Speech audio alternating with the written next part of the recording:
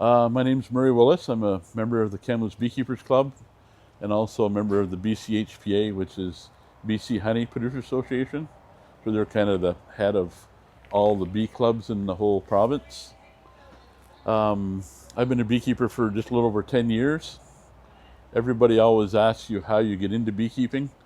After I get into beekeeping, my mom told me as a kid I always wanted bees, but I don't remember that. But what got me really motivated was we went down to the P&E one year, and you know how they always have calves being born and stuff. The Langley Bee Club was there with a presentation on beekeeping, and they had an extractor spinning the honey out. So we watched it, and when we got done, I turned to my wife and said, "I'm getting bees this spring." So that's how I started. And I started with one hive, and then 3, and then 16, and now I have anywhere between 30 and 50. So they do keep you busy. So this isn't really introduction to beekeeping. It just kind of try to explain what bees are and their importance and pollinating. And I think it was Einstein said that if we didn't have bees in 3 years, it'd all be dead, because and 1 in 3 things on your table has been pollinated by a honeybee. So they are an important part of the whole system. So this says honeybee wings are worn out by working and flying so much. If you really look at this, you can see the bee's wings are getting tattered and torn, because you heard the phrase busy as a bee. Bees work really hard, and they're in and out of flowers, and they basically just wear themselves right out. This shows the different types of bees. There's the drone, the worker, and then the queen bee. So they all have a really important part in the hive. Before I get into beekeeping, I always thought the queen bee give all the orders. Because often you hear someone ask somebody, "What do you think you are, the queen bee?" So I always thought the queen give the orders to the hive. But all the queen does is lay eggs. And she can lay up to 2,000 eggs a day. She lays more than her body weight in eggs per day at her peak. And the worker bees, they're all females. So 98% of the bees that you see out that are worker bees, they're all female bees. And then the drones, they're the male bees. And they don't do anything in the hive. The only thing they do is breed the queens. So they just hang around the hive and eat honey, and then when there's new queens, they breed the queens.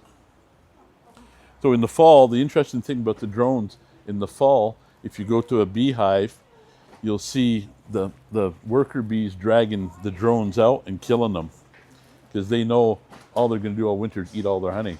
And so they want to save it because they know they need it to survive. This is just a better pictures of the bees.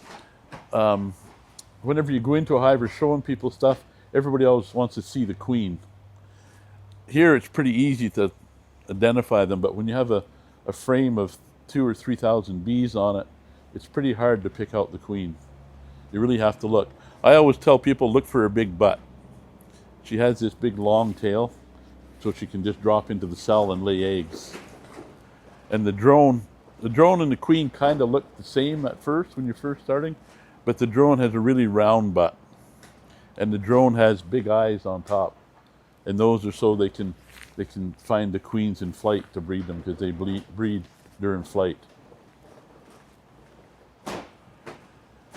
The queens, most people or some beekeepers mark them. This doesn't really show it that good, but that has a dot on it. On the back of my business card, I have a chart with the different colors. And the reason we put colors on them is so we know how old they are. Because every year they're a different color.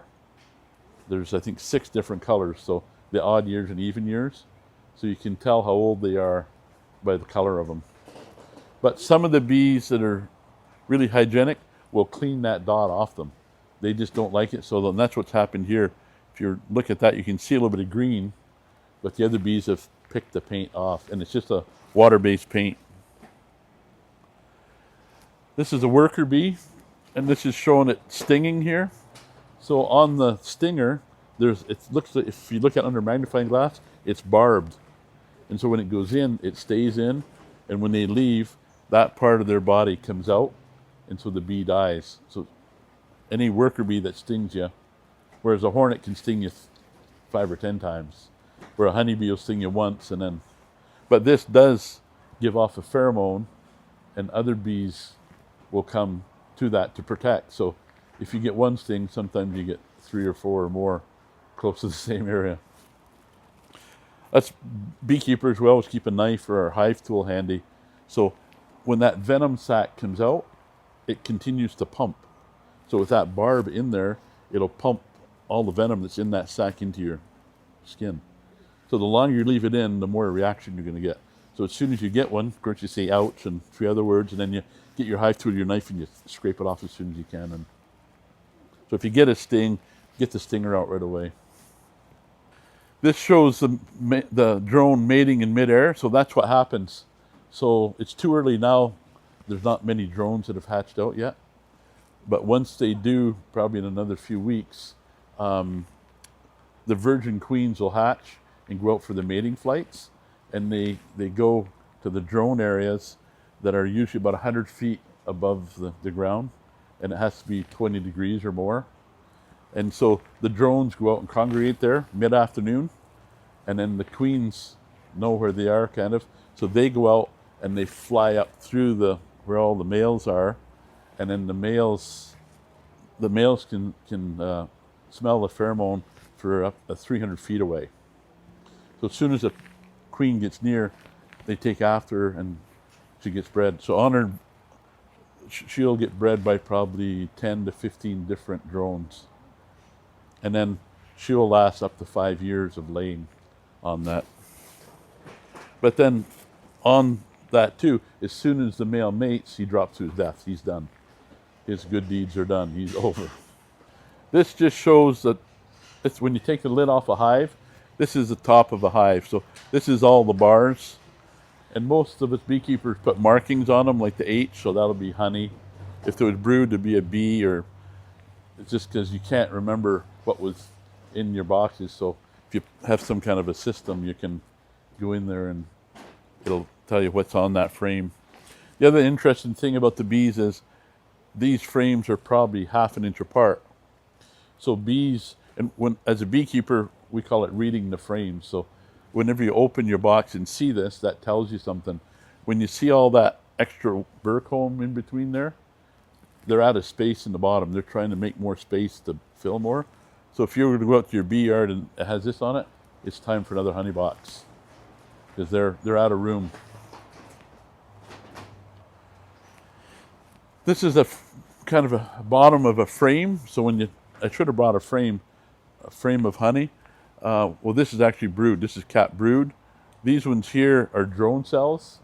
The drones look more like a bullet. The regular bees are flat, but these ones, they stick out a little bit like a bullet.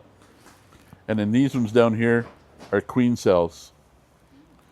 So again, as a beekeeper, when you see this, you read the frame, so you look at it to see what's on it.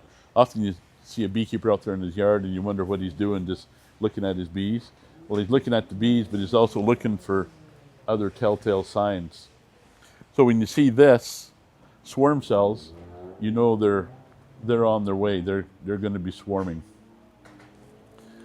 So the interesting thing about swarms, hope I don't bore you too much with all these facts. 10 days before they swarm, they put the old queen on a diet. They quit feeding her or slow right down, and they chase her around the hive because she hasn't flown in maybe 2 or 3 or 4 years. So she's just a big old fat lazy queen layer or egg layer. So they put her on a diet, they chase her around the hive. So on day 10, they leave with that old queen. So then they prepared this to be able to succeed with queen cells. So then the first queen that hatches will get out and kill the other ones. Because you can only have one queen in there. So the first queen will get out, they'll feed her and groom her, and then she'll go around, she'll chew the side of the cells and kill all the other queens. And if one does come out, they'll fight to the death of one of them, and the strong one survives. And bees need water. I don't know if anybody has neighbors that have bees or anything, but some people think they're a nuisance, but they do need water. And they usually go to your hot tub or swimming pool because they seem to like the minerals and the salt and stuff in them. But bees do need about a liter of water a day, so each hive uses about a liter a day. If you ever watch them, you see them in a mud puddle or something, they go in there and they suck up water, and they'll suck it up till they almost can't fly. And then they take it back to the hive, and then the bees that are at the entrance, they know what they need, so they take the water from them, and they either use it to dilute the honey or to cool the hive. So this time of year, if you were to watch bees, they're collecting pollen on plants. So all these plants, or most of these plants, have pollen. The only sad thing is some of these plants, if you look at the tag, they come already, the seeds are impregnated with a pesticide.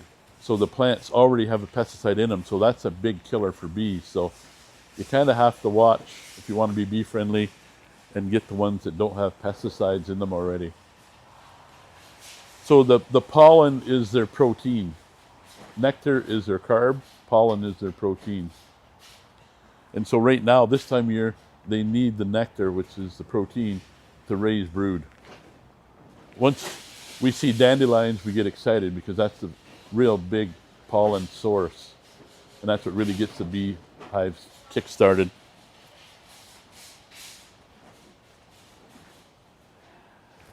This just shows a honeybee pollinating probably an apple blossom. The other interesting thing about bees is if they're pollinating apples, they pollinate apples, that bee. Like that bee won't land on an apple and land on a pansy and then go to a rose. They don't cross-pollinate. So they do all the pollen from that one on that trip out. They don't cross-pollinate. This one shows bringing in pollen. I don't know how good you can see that here, but right on their legs, they call them pollen baskets. If you really look at a bee's legs, they're hairy and fuzzy. And if you watch them in a flower, it's really interesting. They're like a fly, in a way a fly does all those things. A bee will do that with the pollen, and it stores it on those baskets. So they'll come in loaded like this, and they'll just go in the hive, and the other bees will be waiting for them, and they'll take that pollen off and go and store it. And they put it around, like in a hive, the brood is always kind of a rounded shape. They'll put the pollen and the honey above that. So as soon as those bees hatch, the food is there for them. So monocrops are nice to look at, but monocrops are really hard on bees. Because anybody that does lots of fruit or anything like that, unfortunately they do have to use pesticides and fungicides, and anything with a side, someone explained to me one time, anything with a side kills.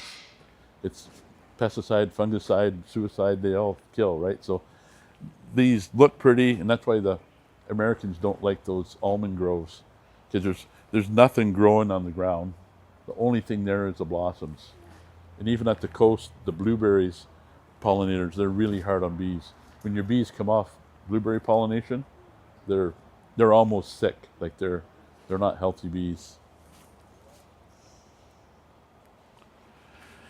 This one shows it collecting resin, so that branch is kind of broke, so it's kind of weeping a bit.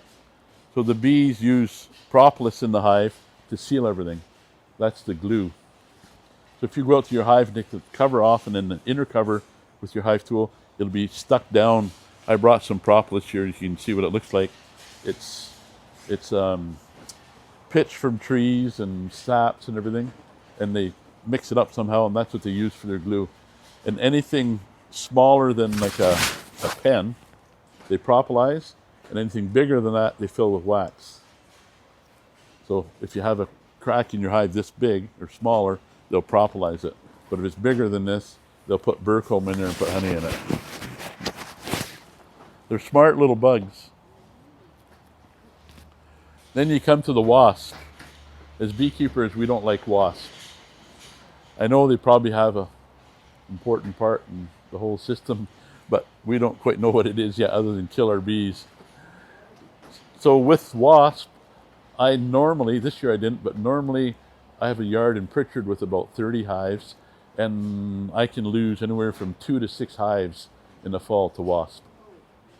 And that's just from, I usually go out every week, every Saturday, and in a week they can kill that many hives. And they take everything.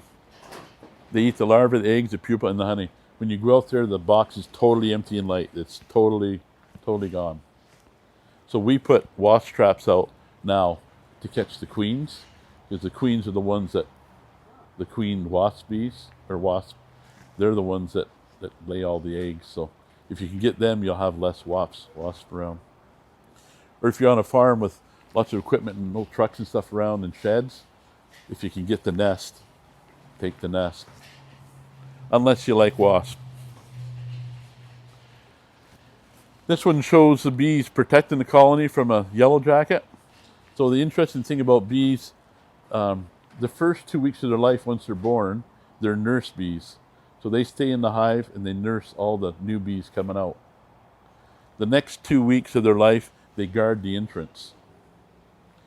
So if you go to a hive and if you're to tap on a hive, bees will come right out. Like, what are you doing here? And then the last 2 weeks of their life, they forage. So these would be guard bees. So these bees, as soon as anything foreign comes in there, they sense it, and a strong hive will attack and kill wasp. A weak hive can't defend, and then once the wasps come and go, they go back to their nest, they tell other ones, all of a sudden you got more wasps than bees. And they usually do it in the fall when the bee population is declining, and they're ramped up. So it's, this last year in the Kootenays, some people lost over 40 to 50% of their hives with wasps. This shows that big killer, what did they call it on here? The murder hornet. When that word murder hornet came out, I don't know who named it that, but that really scared everybody. And it is bad, but they don't think it will survive up here in this climate. They have found some down at the coast, right on the border. And they have been successful at getting rid of them right away, because if they do get in, they'll kill everything. You'll really be fighting to keep bees alive.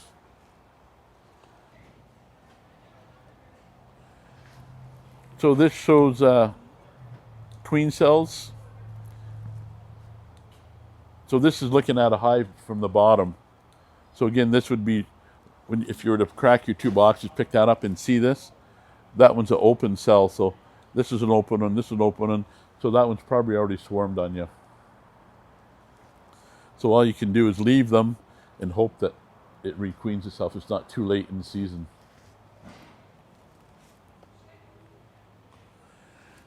So this is a swarm. Has anybody seen a swarm? Yep. This is a swarm hanging in a tree. They're usually a big football shape, because the queen, so like when I told you at the beginning, when the queen leaves, the bees all come out and they coax her out. So if you see them swarming from a hive, it's really interesting, because it looks like someone's a vacuum on and they're just coming out like full force. And then the queen gets riled up and then she comes with them. And then so if they come out and if they're in here, they just keep flying till the queen comes out, and then they all follow her. But they're guided by the field bees. The field bees have already picked the place to go, so they know where they're going, the scout bees. So those, if you see it swarming, it makes a lot of noise, but they're not really angry or defensive at all, because they've sucked up all the honey they can take in their stomachs, because they're going out to build a new hive. So they're like us after Christmas dinner. You're full and you don't want to fight, right? So you could go right to that swarm and put your hand right on it, and they wouldn't even bother you. But it is intimidating when you first see one, because there's a lot of bees. There can be 20 to 30,000 bees swarming. So the queen, she's a big old fat queen that hasn't flown much. So if my hive was here and it swarmed, she might only get to that post and land for a rest. And so that's when they swarm around her to protect her. So that's when you call a beekeeper and they come and get the swarm. So we call it free bees. So this shows the swarm, and it shows you this guy's got no suit on and he's just about touching that, and they're just calm as can be.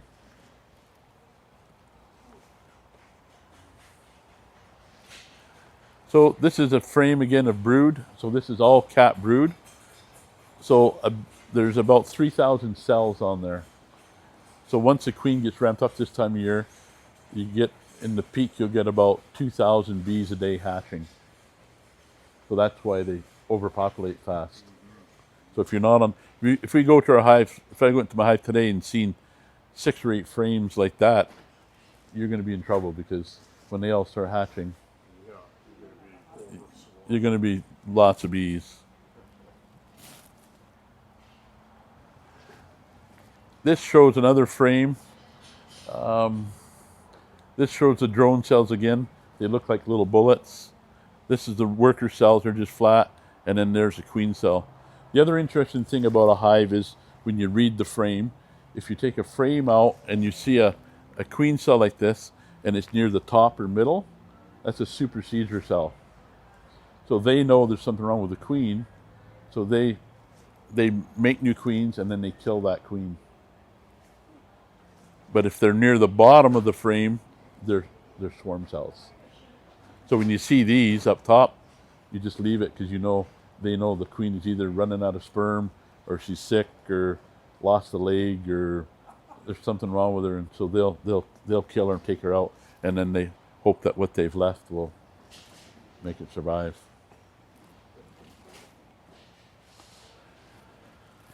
So this is a comb. This shiny stuff is nectar, and this is pollen. So right now, this is what we're seeing in our hives. It's not capped yet, because they haven't got it down to the right sugar level. So you'll see this pollen. Often we call it bee bread too, because it's mixed with some nectar. So that's the food the new bees are going to get as soon as they hatch. So this is why too that it's important to not use pesticides, because right now they're storing all that to feed the new bees. So if you're out spraying everything with pesticides, that's all going right into the hive. And then you get the sweet rewards. So this is actually a jar of my honey that a customer took out on the river somewhere, but I thought it was pretty fitting, being it's Valley View honey. It kind of shows up the river in the valley. So the part about beekeeping, you really just can't have bees to just have bees, because they do make bees, but they do make honey. And then you also get the beeswax, the honeycomb. If you don't extract it in a spinner, you can cut out the comb. A lot of people like that honey in the rawest form. If you've ever had it, it's super good. It's when you bite into it, it's really nice. And you'll get, in Kamloops, I think it's about 120 to 150 pounds of honey per hive a year. So if you get into beekeeping, you have to kind of think of that when you start. You're going to have, the first year you might have 40 to 60 pounds, but you will have 80 to 120 pounds of honey to deal with at the end of the year. This jar here is 1 pound. So you'd get like 120 of these. So you'd have lots of friends, but they make good gifts. A lot of people just have 1 or 2 hives, give them to neighbors and family and friends and Christmas. And I give all my neighbors lots of honey, because they put up with me with my bees. And this is just more things you can get from the hives: candles, cosmetic, bee wraps, beeswax wraps, furniture polish, all kinds of stuff. I brought some. I make cutting boards and stuff in the winter when I got nothing to do, and so I make a polish for them. So it's just mineral oil and beeswax. So you put it on, let it dry, and then polish it off, and it seals them, keeps them from drying out and cracking, and it smells really nice. You're welcome to take the lid off after and smell it. But a lot of people come into the shop. I sell little bars of 1 ounce wax. People make their own lip balms, and yesterday a girl called me. She wants some to make some kind of dandelion salve. So you take the dandelions and make some kind of salve with beeswax. So that shows, that'd be the end of the season. That's a full frame. There's 2 sizes. There's mediums and deeps. So that's 9 inches deep. So that's probably 6 pounds of honey, or at least. So that's getting ready to extract. So before you extract it, you have to take the cappings off so the honey will spin out. So the other interesting thing about bees is, in that frame, they build the honeycomb at 15 degrees so the honey doesn't run out. So all those honeycombs that you look at, they're 15 degrees. So they fill them up and cap them so it doesn't run out. So we have to take the cappings off. There's several ways to do it. This is a hot knife. You cut that wax off, and then it exposes the pure honey. And then so this one's ready for the extractor. Both sides have been taken off. So you need to put it in an extractor, and then centrifugal force spins it out of those cells. Hits the sides and runs down. And then this shows the extractor, and then this is a clarifying tank. So everything runs into this. Most small beekeepers just extract it into a pail and let it settle and then do it. But anybody with 20 hives or more have a settling tank because it has baffles in it. So the honey goes in, and then all the dead bees and wings and legs all float and get here. And then so what you pump out or strain out here is a lot cleaner, purer honey. And this is just the local beekeepers' hives. It's out on Ord Road, looking out towards the airport. That's typically how the bee yard's set up. If you're thinking of getting into bees, you kind of have to, when you're setting them up, you have to remember you have to work around them. So don't put them too close. Leave yourself room to work around them. So this is basically plant bee-friendly gardens. More and more people are planting more stuff. And a lot of people, I give a beekeeping class, and a lot of people call me or email me, and they want to become a beekeeper, but they really don't. They just want it because they know it's good. So we just tell them plant flowers. So if you want to help the bees, plant flowers that are good for the bees. I'm sure they have a list here of bee-friendly flowers that are good. Kamloops is a registered bee city. We're one of the first cities to become a bee city. Chemical-free environment if possible. Sometimes you just have to do things. If you are going to use pesticides, it's best to use them late in the day or early evening, because then they have time to soak in and dry, so the bees aren't getting that liquid Roundup or whatever you're using.